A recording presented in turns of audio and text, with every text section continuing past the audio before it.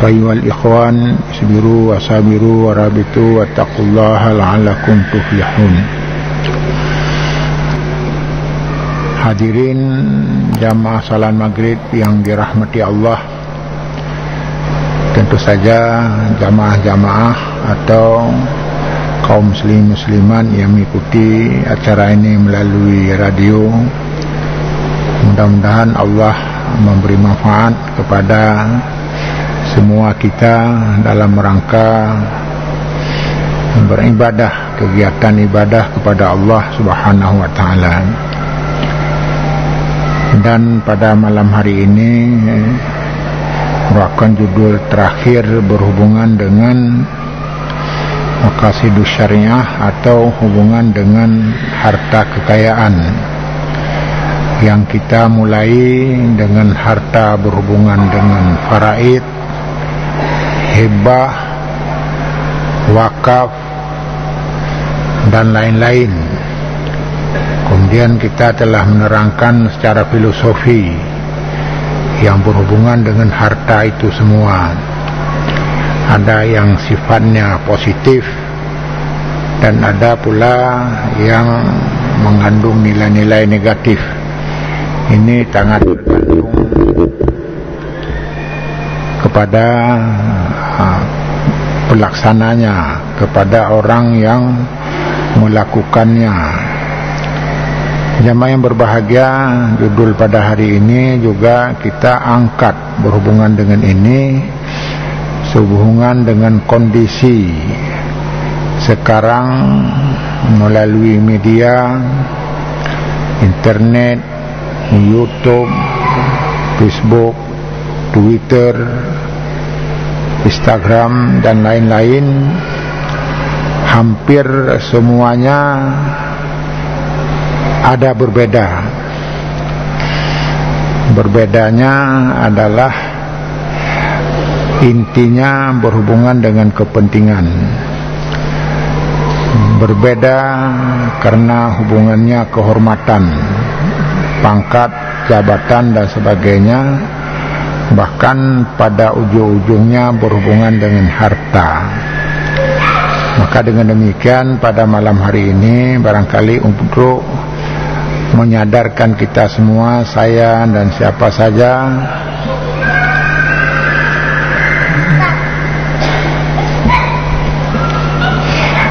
supaya kita akan memilih dan memilah mana yang bermanfaat dan mana yang tidak bermanfaat. Demikian perbedaan-perbedaan itu barangkali mudah diketahui. Sekarang ini berbeda dengan zaman dahulu. Kalau kita ingin belajar harus keluar rumah, merantau. Bahkan kalau istilah dulunya mudagang, mondok di pesantren, asrama, dan sebagainya.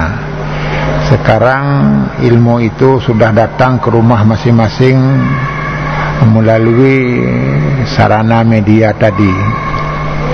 Hanya saja tinggal sekarang kita akan memilih apa yang bermanfaat, lebih-lebih masalah hukum. Masa banyak para ustadz, para ulama tungku yang menyampaikan, baik yang berhubungan dengan akidah dan berhubungan dengan syariah. Bahkan kalau kita pandai-pandai memanfaatkan, barangkali ini sebuah peluang bahwa kita bisa menambah ilmu. Apalagi dalam dunia sekarang yang serba kompleks ya, kedua-duanya ada. Jadi tentu saja kita akan mampu memilih ini yang lebih cocok, ini yang lebih kita senangi, dan sebagainya. Maka karenanya masalah-masalah ini tidak pernah selesai, senantiasa akan ada. Dan inilah rahasia makna dari sebuah kehidupan yang sengaja Allah memberi hal-hal yang berbeda-beda, tapi di samping ada yang sudah sependapat. Jamaah yang berbahagia, ikhtilaf ini, perbedaan-perbedaan ini, kalau kita tidak hati-hati akan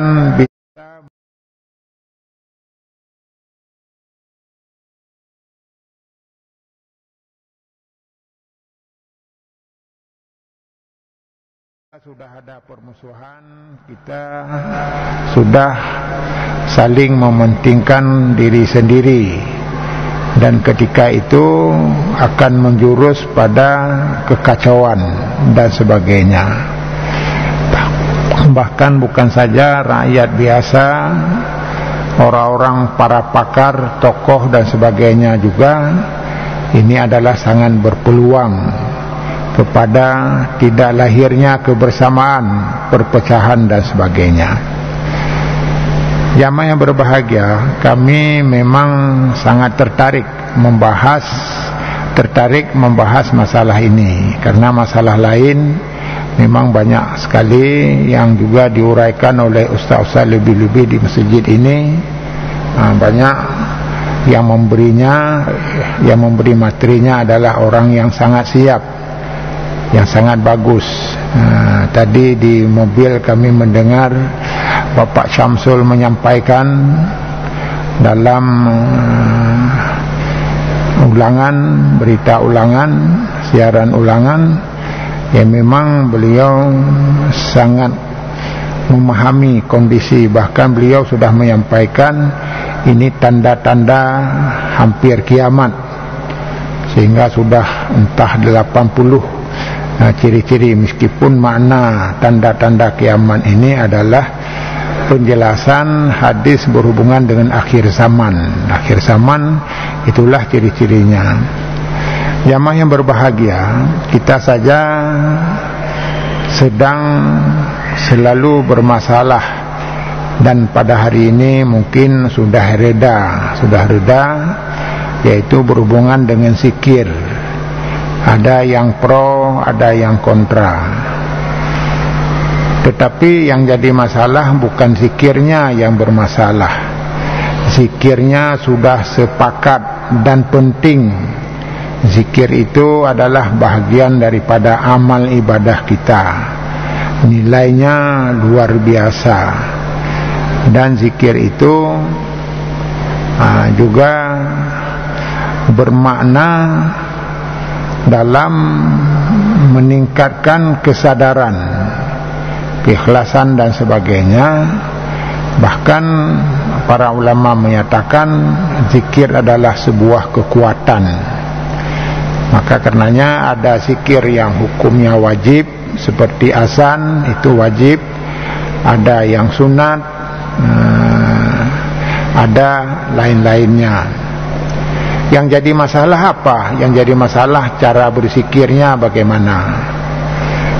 Kemudian apakah sendirian atau berjamaah, ringan atau suara kasar, suara besar, suara keras. Dan yang lebih penting lagi adalah cara berdoa itu dalam bentuk ritualnya, yang dilakukan oleh saudara-saudara kita semua. Jadi dengan demikian, tentu saja dengan banyak yang kita dengar, kita baca, lebih-lebih pada zaman sekarang ini yang sudah terbuka, mungkin sekurang-kurangnya akan mencairkan hal-hal yang berbeda. Tidak lagi ngotot pada pendapat-pendapat sekelompok atau segolongan yang justru tidak berfaedah pada diri kita, pada jamaah kita, bahkan pada negeri kita sendiri. Karena apa? Karena negeri kita ini atau Aceh ini sudah disebut dengan negeri Serambi Mekah, negeri bumi syariat. Tapi dalam prakteknya bukan saja masyarakat belum kompak, belum bersatu, tapi para ulama juga masih saling bertentangan. Kami yakin semua kita sadar bahwa inilah perlu dikaji kenapa hal-hal ini terjadi. Jamaah yang berbahagia, tentu saja banyak alasan. Pertama-tama karena kondisi ilmu pengetahuan semakin berkembang, dan juga komunikasi kita ini sudah sangat luas. Bahkan tidak jarang perselisihan di negeri orang kembali ke kampung kita. Sebenarnya kita tidak ada masalah, tapi karena diimpor atau didatangkan dari luar sehingga kita sudah bermasalah. Maka karenanya patutlah kita menjaga jati diri. Jadi orang Aceh ini adalah orang yang cerdas, orang yang patriot, ya, dan sebanyak hal yang sudah diakui. Maka sudah pantasnya lah kita menempatkan diri pada kondisi, pada suasana bersahabat, pada suasana kebersamaan. Artinya kita tidak lagi membuat pertentangan-pertentangan yang merugikan diri kita sendiri, yang pada akhirnya citra Islam di Serambi Makkah ini tidak dipercaya lagi.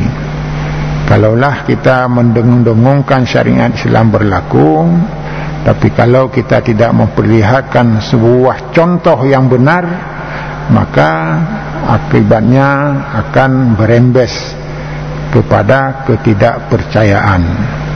Apalagi sebahagian masyarakat yang dari sejak dulu tidak senang dalam melaksanakan syariat ini. Jamaah yang berbahagia, maka pesan ini adalah dapat disimpulkan sesuai dengan firman Allah dalam surat An-Nisa.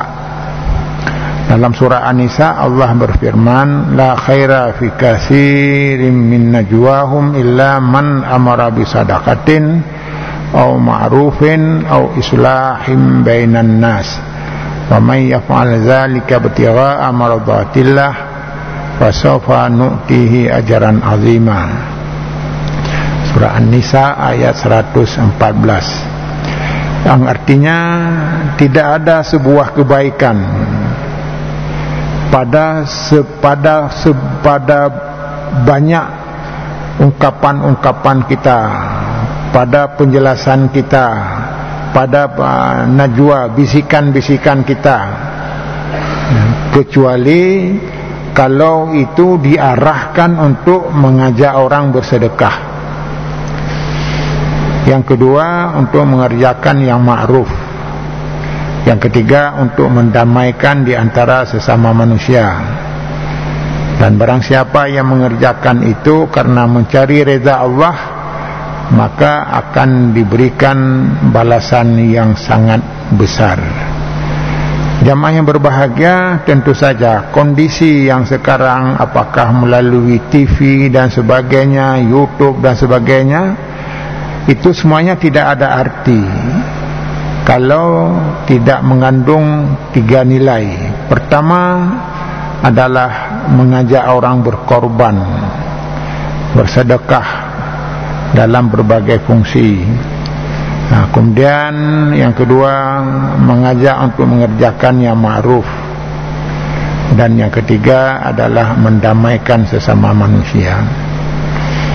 Jamaah yang berbahagia, menyangkut dalam hal ini, tentu saja pada masa sekarang hampir-hampir kita tidak lagi dapat dipercaya orang-orang yang kita tuakan, karena mereka selalu berpendapat yang berbeda-beda tetapi tidak penyelesaiannya secara sehat, sehingga merupakan tren baru. Bangsa kita sedang dalam suasana berbeda-beda. Perbedaan ini bisa saja akan menyebabkan lebih jauh lagi. Kami rasa daerah Aceh cobalah dihindari, supaya kita yang memiliki alamnya yang subur, rakyat yang berani, rakyatnya ramah, tamah dan sebagainya, maka akan memberi sebuah contoh atau disebut sekarang ikon atau pelopor, sebagai pelopor bahwa dunia yang sedang kacau ini, namanya Aceh, masih bisa bertahan. Jamaah yang berbahagia, ayat ini menerangkan tentang pentingnya bersedekah. Ya, ini maknanya adalah bahwa bersedekah itu adalah amal utama, dan dengan bersedekah pula lah kita akan memperoleh cita-cita. Lan tanalul birra hatta tunfiqu mimma tuhibbun. Tidak akan mencapai suatu tujuan yang baik kalau kita tidak berkorban, berinfak, bersedekah. Karena dengan itulah langkah-langkah untuk memperoleh hasil akan mudah diraih. Hal ini penting kita angkat. Kenapa? Bahkan ada orang yang juga berkesan kalau kami menyampaikan sering masalah ekonomi, karena kami yakin masalah inilah bermula dari semua hal. Masalah politik ujung-ujungnya menyangkut dengan uang. Masalah jabatan juga demikian. Kehormatan seseorang pun adalah sering dipengaruhi oleh uang itu sendiri. Maka dengan demikian sudah sewajarnya lah kita mengantisipasi dari awal. Dengan demikian kita tidak akan terlibat dalam hal-hal yang tidak menguntungkan. Pengertian kita berkorban bukan bermakna biasa disebut dengan sedekah adalah dengan uang, uang. Tapi bisa saja pengorbanan kita itu bukan bentuk uang. Seperti bunyi hadis, mangkana lahu malun fasaddaq bimalih. Orang yang memiliki harta bersedekahlah, berjuanglah melalui hartanya. Mangkana lahu ilmun fasaddaq bi ilmihi. Orang yang memiliki keahlian ilmunya, hendaklah dia mengajar, mengembangkan ilmunya. Dan yang ketiga, bagi orang yang memiliki power, kekuatan, maka dia harus berkorban dengan kekuatannya, keahliannya, baik tenaga fisiknya, profesinya, dan juga keterampilannya dan sebagainya. Ini artinya bahwa kita semuanya dianjurkan untuk ada pengorbanan, terutama masalah sedekah yang lazim kita terjemahkan dengan uang. Maka dengan demikian, jamaah yang berbahagia, dalam pengorbanan ini tentu saja tidak mungkin kita akan bisa bersedekah, bisa berkorban, kalaulah kita tidak mau berusaha, tidak mau bekerja. Karena disinilah yang diharapkan, supaya kualitas umat ini akan bangkit. Karena apa? Karena ada orang yang menyatakan Aceh susah maju. Kenapa? Karena Aceh memang profil orang-orang yang malas. Kita tidak sependapat dengan itu. Memang yang malas itu di mana-mana ada, yang rajin juga di mana ada. Yang menjadi masalah sekarang adalah kesadaran kita tidak menyeluruh. Kita tidak menyeluruh. Sebahagian sudah sangat sadar, sebahagian sudah mulai sadar, bahkan ada orang-orang yang sama sekali tidak peduli masalah ini. Akhirnya kita tertinggallah. Sebenarnya hubungan dengan harta ini sudah pernah kami sampaikan, dan ini sebagai lanjutan tambahan, yaitu sebagaimana hadis Nabi menyatakan al-hisbu malun, kehormatan adalah pada orang memiliki harta. Mana kehormatan ini, wibawa dan sebagainya pada harta. Karena dengan harta banyak hal yang bisa dilakukan. Wal karmu at-taqwa, dan kemuliaan adalah pada ketakwaan. Harta dan kemuliaan, ketakwaan adalah sesuatu yang sangat penting. Maka karenanya tidaklah selagi diterjemahkan bahwa harta itu adalah sesuatu yang tidak berfaedah, bahkan itu bahagian daripada cintai dunia. Karena apa? Karena di dalam agama kita bahwa ini seperti dianjurkan, seperti dilalah tadammun. Kalau dalam ilmu mantik itu dilalah tadammun, dilalatul lafzi ala mawafaqah, yad'unaha dilalatul mutabaqah, wa jusru tasamunau wa malazim wa huwa iltizamu admi aqlinil tusim. Ini yang disuruh hafal dulunya di hidayah. Jadi artinya apa? Perintah mencari tidak hanya dengan mencari talbul rizki faridah, tetapi kesemuanya kebutuhan-kebutuhan yang ada itu tidak mungkin diperoleh tanpa ada pengorbanan. Maka dengan demikian mencari memakmurkan diri adalah sesuatu yang dianjurkan agama. Bahkan baru-baru ini ada informasi, memang informasi bukan bermakna kita tidak boleh itu, yaitu negeri Arab ini akan jadi negeri yang makmur. Karena negeri Arab sebagai tanda kiamat, bahwa akan gunung-gunung akan berlobang, bangunannya akan melebihi tinggi gunung. Kemudian yang lebih penting lagi, pada daerah-daerah Arab itu akan subur, karena selama ini airnya tidak pernah turun, rupanya embunnya sudah mulai turun di negeri Arab, yang memang mungkin sudah bergeser. Ini maknanya akan subur. Ini bermakna dua. Pertama, sisi lain kita sudah terlambat, hanya dengan kehendak Allah kita boleh bisa subur. Tapi yang kedua, yang lebih penting, menyadarkan kita bahwa dunia ini sebenarnya tidak ada yang sempurna. Meskipun kemewahan bermacam-macam, tetapi sebaliknya kalau kita tidak bertakwa kepada Allah, lupa daratan dan sebagainya, ini juga akan merugikan.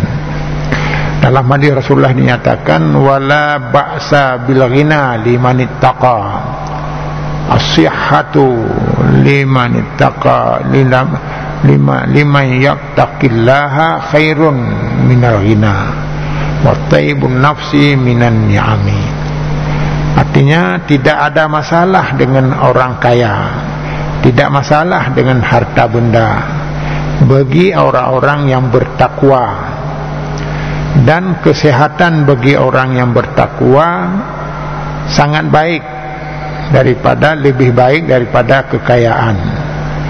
Dan jiwa yang baik adalah jiwa yang tenang, adalah bahagian daripada nikmat Allah Subhanahu wa taala. Dengan demikian jamaah yang berbahagia, dalam kesimpulannya bahwa harta itu ada nilai-nilai positifnya, bahkan banyak. Di samping ada juga nilai-nilai negatifnya. Hanya saja kepada kita dianjurkan untuk mencari harta untuk beramal, dan dianjurkan supaya kita tidak berselisih dengan harta ini. Karena sekarang sudah ada isyarah bahwa orang ribut ujung-ujungnya masalah harta. Jadi dalam kaitan ini tentu saja apakah antar keluarga, antar masyarakat dan sebagainya, secara sadar mulailah memberi keinsafan kita untuk menjaga bidang ini. Dalam hadis Rasulullah diingatkan juga, inna hazal mala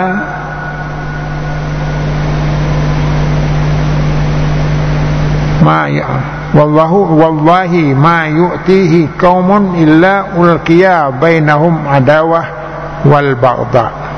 Artinya harta ini tidak diberikan kepada sebuah kaum ketika kaum itu tidak menyadari makna fungsi harta, atau dengan istilah lain bermewah-mewah dengan harta, mencari kesenangan semata-mata, dan kurang perhatian kepada pengorbanan kepada agama, kecuali ulqiya bainahum, dicampakkan mereka, diarahkan kepada mereka adawah, permusuhan, wal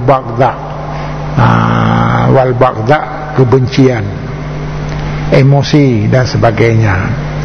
Dan sekarang sudah jelas kalau hubungan dengan harta sering ribut dalam semua level masyarakat, antara orang-orang yang berada saja, antara para pejabat dan sebagainya. Memang ini sudah disebut dalam hadis Rasulullah dalam Al-Quran, bahwa memang harta potensi untuk melahirkan permusuhan, melahirkan baghdha, kemarahan, emosi dan sebagainya.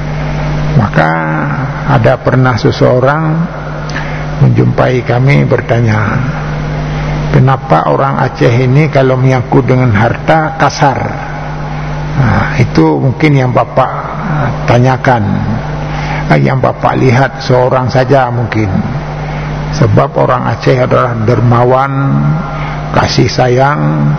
Bahkan Bapak sudah bisa menyaksikan bagaimana negeri ini merdeka karena pengorbanan juga dari rakyat Aceh yang suka menyumbang. Dan kami katakan juga berapa lama hasil-hasil Aceh diambil keluar daerah, dan semuanya adalah sebagai isyarah Aceh adalah bukan daerah permusuhan dan bukan daerah kebencian. Maka karenanya dalam kesempatan ini patutlah kita semua ingin mengantisipasi, dan kita berusaha supaya daerah kita ini daerah yang diberkati oleh Allah Subhanahu wa ta'ala. Karena itu sudah saatnya kepada semua generasi muda sekarang merubah paradigma bahwa masa depan kita tidak dari siapa-siapa, tetapi dari kita sendiri. Dua orang pemuda bertanya kepada Rasulullah, bagaimana masa depan kami? Maka Rasulullah menjawab, kullukum yasarul lima khuliqalah. Engkau diciptakan ke depan sesuai apa yang kamu mudah sekarang, yang kamu senang sekarang apa. Kalau kamu sekarang santai, bahkan santai tidak menentu, sibuk dengan laptop atau hal-hal yang negatif, yang sehingga kalau laptop tidak ada masalah, dengan HP yang tidak terkontrol, maka masa depan kita seperti itu dalam suasana lalai. Bahkan sekarang yang lebih rusak lagi, generasi yang kecil-kecil, yang muda-muda ini sangat gemar kepada HP, yang sehingga HP itu bisa ada game dan sebagainya. Bahkan sudah ada tanda-tanda ada orang yang generasinya sudah rusak karena HP ini, karena yang diambilnya itu adalah suatu yang tidak berfaedah. Maka karenanya jamaah yang berbahagia, dalam kesempatan ini barangkali pantaslah kita sekarang jangan ada lagi hal-hal yang kita seharusnya sudah maju tapi belum maju. Satu di antaranya adalah ciri-ciri syariat Islam, bahwa syariat Islam itu ditandai kalau masjidnya terisi. Bahkan ada orang Arab yang datang ke Aceh, ketika dinyatakan bahwa Aceh ini beragama 80 sekian persen, tidak percaya. Hanya saya akan melihat di masjid. Bagaimana di masjidnya? Kalau masjidnya orangnya waktu subuh, itu bahkan dipilihnya waktu subuh, karena waktu lain bisa saja ada alasan-alasan.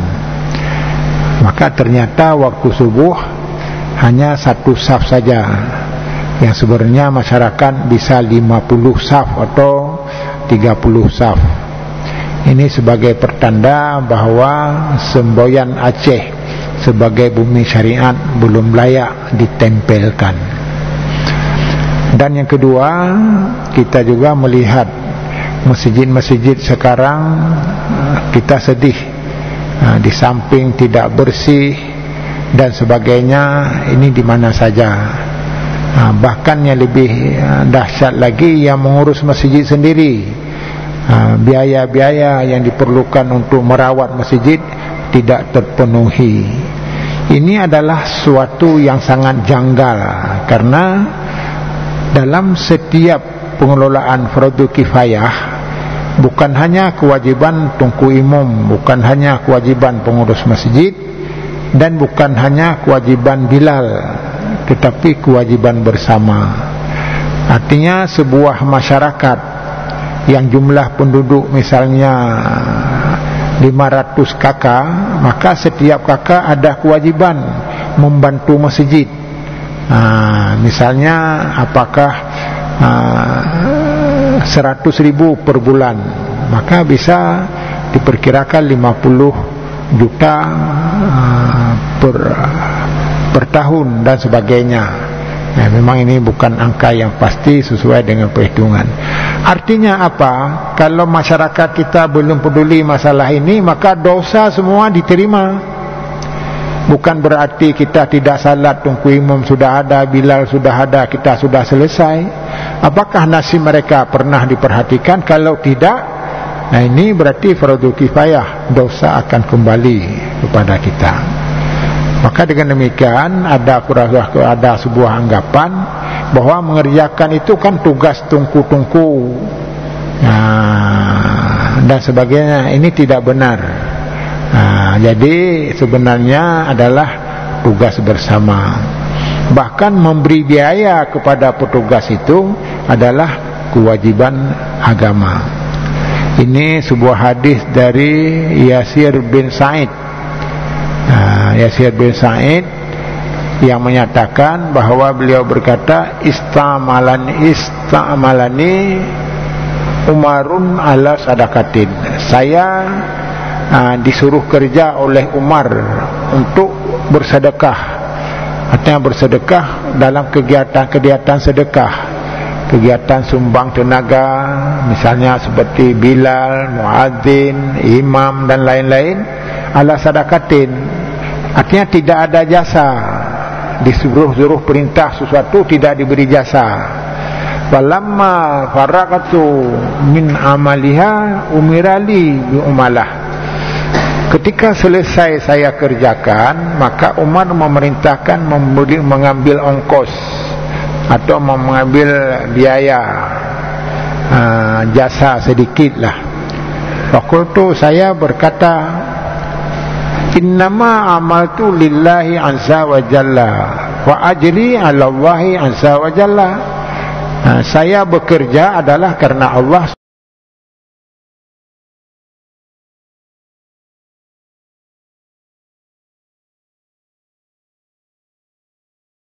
Subhanahu wa ta'ala, maka pahalanya adalah pada Allah. Tidak perlu harus saya mengambil uang, mengambil jasa dan sebagainya. Maka Umar menyatakan, khud ma'ataitu fa inni qad amiltu ala ahdi Rasulullah sallallahu alaihi wasallam fa amalani fa